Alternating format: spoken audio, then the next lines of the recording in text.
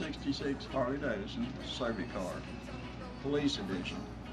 This is a special speedometer that came with this bike. There's a switch on the handlebar. When you're pursuing someone, whatever their speed they're going, flip the switch, it holds the needle at that speed. So that when you stop them, you can bring them back to the bike and show them how fast they were going. There's a reset button on the side that brings it back to 10 miles an hour.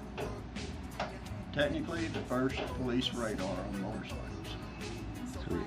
Thank you very much, Mikey. You're very welcome.